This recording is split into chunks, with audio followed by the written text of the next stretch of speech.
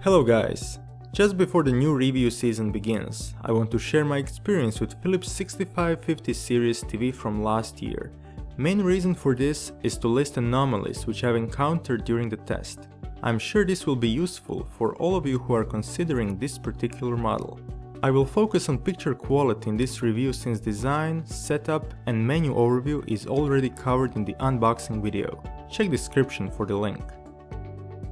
As Full HD TVs slowly fade away from the market, people are looking for the best non-UHD models that are still available. PFT6550 is the highest ranked Full HD model in Philips 2015 lineup, featuring company's well-known Perfect Pixel HD engine, 800Hz perfect motion rate, and micro-dimming Pro technologies. Active 3D is also supported, though there were no 3D glasses in the packaging. Until the advent of UHD, Philips' Perfect Pixel HD engine was one of the best picture processors out there. A few years back it was reserved only for the high-end models and delivered stunning picture quality when combined with high contrast 100Hz plus panels. Its focus is on color, sharpness and noise of the picture, regardless of its resolution or type. In short, you could be watching noisy interlaced SD content and still experience solid picture. Since PFT6550 is equipped with this high-quality processor, I expected nothing but great picture coming out of this TV. Philips has selected VA panel with ANSI contrast of 3700 to 1 and Rec. 709 coverage of about 97.6% to make sure that this quality processing is done on the solid ground. However, things were not looking so great when I actually started watching the content. Here are top 5 problems I've experienced during the test. Problem number 1. Sharpness. This is the first TV for which it took me more than 10 seconds to adjust sharpness properly. What do I mean by that? Well, I want to look at the original image, not over-processed one with yellow halos around the objects. On the other side, I do not want picture to be less sharp than it's supposed to be. With PFT6550, it seems that there is no ideal value, just bigger or smaller compromise. Sharpness set at 0 will make image look blurry. Sharpness at 1 will bring it closer to the original image, but will introduce slight halo effect.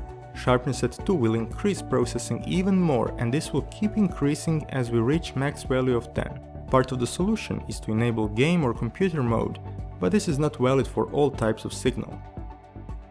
Problem number 2. Blurry image. This is not related with problematic sharpness, but seems to be something else. During watching content over digital tuner or USB, I saw image I can best describe as faint 2D to 3D conversion even though 3D was disabled. Image looked as if it had crosstalk in it which could be observed from 2 to 3 meters away from the TV quite easily. Part of this problem was solved with new software update, but I still could see it on some content. Problem number 3. Gamma fluctuations. Even though local dimming and dynamic contrast were disabled, TV was often activating something similar to dynamic contrast which was crushing details in the dark areas of the picture. In this video this is clearly shown on the port side of the ship. Look how strip is dark and details are hard to see. To fix this, you need to go to the menu and play with contrast control. Immediately after doing this, gamma will normalize and exposure will be closer to the original image. Problem number 4. Motion interpolation. You know that I'm not a big fan of soap opera effect when watching movies. I like the original 24 frames per second pace without judder reduction. Well, someone at Philips thinks that this is not the correct approach and makes judder reduction constantly kick in, so even if perfect natural motion is disabled, tempo of the movies is not right and artifacts show up when scene gets complex. To correct this, you again have to play with picture options or if source permits, activate PC or computer mode. Problem number 5.